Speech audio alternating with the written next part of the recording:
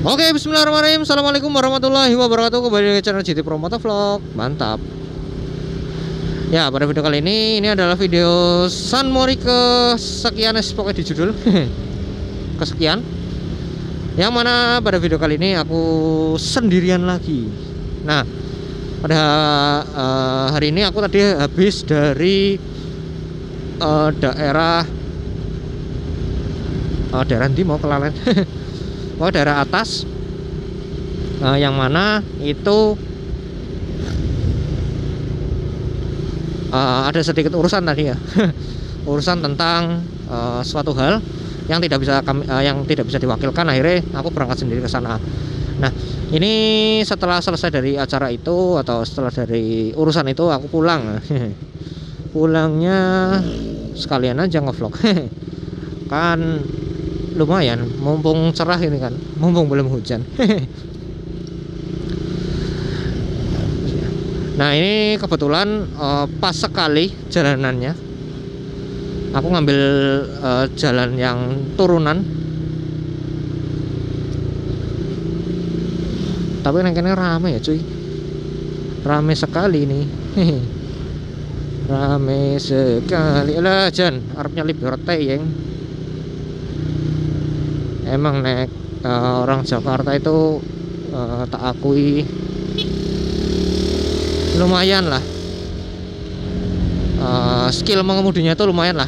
Kalau untuk buat urusan salip menyalip, tikung menikung, dan disik mendisiki. Soalnya udah kebiasaan di sana macet sih ya, macet apa ya, pokoknya intinya macet dan semua berpacu dengan waktu itu udah biasa di Jakarta. Makanya begitu ke Purwokerto ya selap-selip, wah seneng ya. Kayak nemu hobi baru gitu. Nah, ini bensinku tinggal satu strip tapi belum kedip-kedip ya. Untungnya sepanjang perjalanan itu turunan ya, jadi engine drivingnya itu nggak terlalu tinggi dan konsumsi bahan bakarnya itu bisa ditekan seminimal mungkin. Nah, ngomong-ngomong soal tadi turunan ya, tanjakan atau turunan itu pasti ada tips dan trik tersendiri ya. Setiap user atau setiap rider itu pasti punya tips dan trik tersendiri untuk mengatasi tanjakan, mengatasi turunan, tikungan, dan lain sebagainya. Nah, ini pada video kali ini aku mau bahas yang waktu itu kan tanjakan udah ya, tanjakan udah. Nah, ini aku mau bahas yang turunan. Nah, kenapa bang kok yang dibahas tanjakan turunan ya, kayak gunung boy.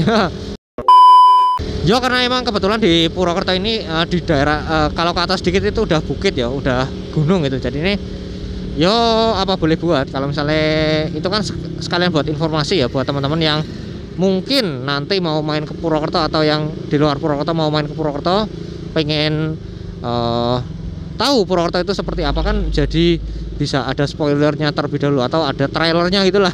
Nah, di Purwokerto ini banyak banget tanjakan dan turunan di daerah atas ya tentunya ya. Nah, daerah bawah sih nggak terlalu. Nah, sesuai dengan judul, di turunan itu ada beberapa tips dan trik. Namun tips dan trik ini yang tentunya sering aku lakuin ya, atau yang sering aku praktekin. Mungkin nanti ada sedikit beda-beda dikit ya dari kebiasaannya teman-teman sama kebiasaan yang aku lakuin. Kalau misalnya beda dikit ya silahkan nanti komen di bawah aja kebiasaannya apa kalau turunan ya. Jadi ada beberapa tips dan trik ya yang bisa diterapkan ketika kita menemui sebuah turunan, dataran yang turun seperti ini ketika menggunakan motor. Nah, untuk yang pertama itu kan kalau turunan ya, turunan pengen irit, intinya kalau kita naik motor di turunan pengen irit. Nah, itu ada dua komponen yang diiritin ya. Misalnya pengen irit bensin, teman-teman bisa matikan mesinnya.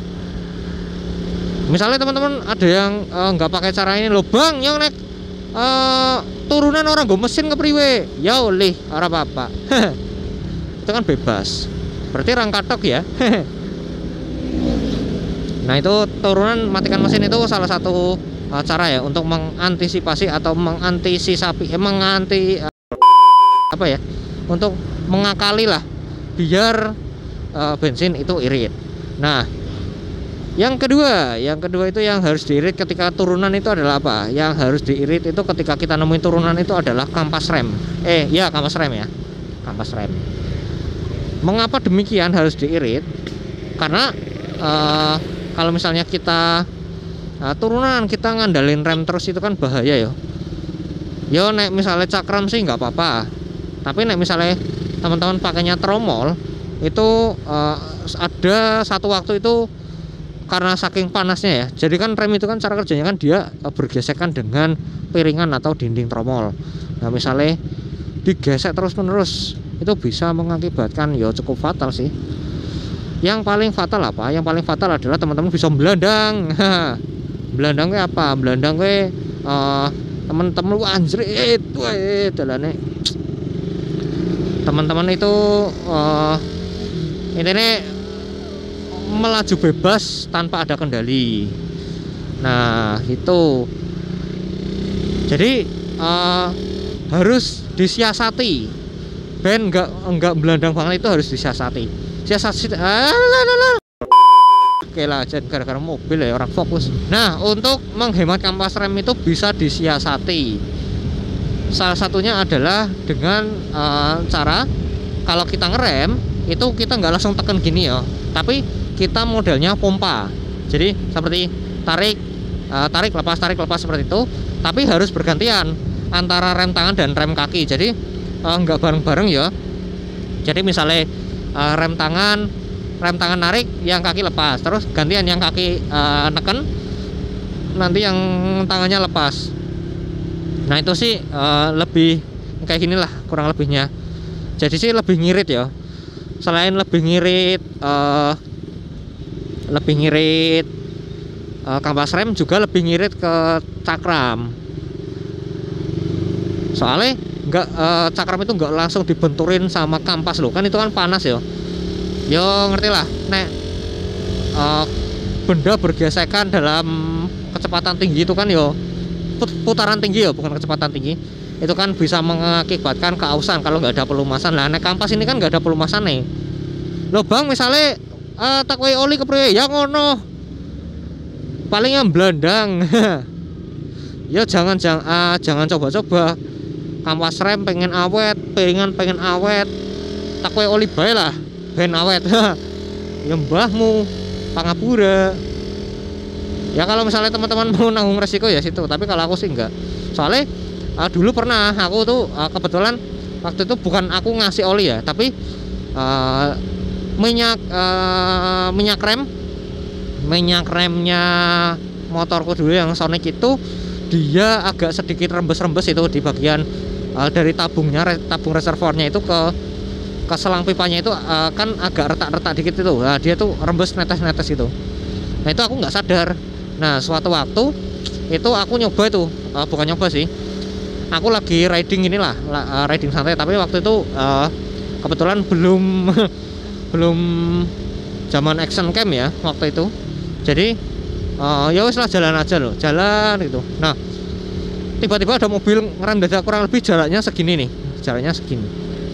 Nah aku injek tak model tak genjot kayak tadi ya, gantian-gantian tapi kok masih laju terus.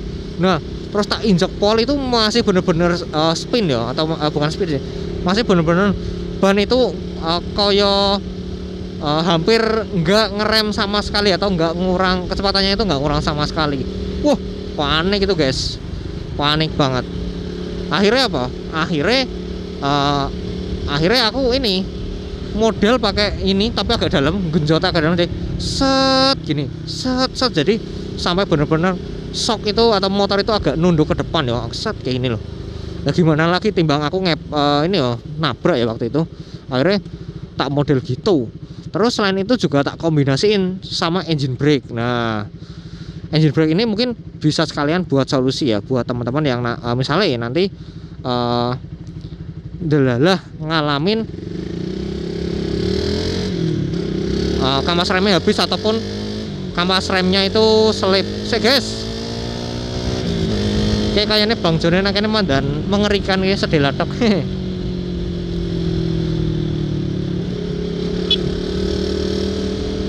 Ya itu. Jadi cara yang ini sekaligus ya buat solusi dari yang menghemat kampas rem, yaitu menggunakan engine brake. Nah, engine brake pun teman-teman harus harus bisa siasati ya.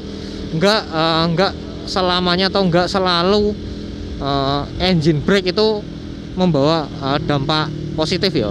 Pasti dari engine brake itu ada sedikit dampak negatifnya. Negatifnya apa? Karena kita ngeremnya pakai mesin ya, pakai mesin lah intinya, pakai mesin yang berputar kita ngerem.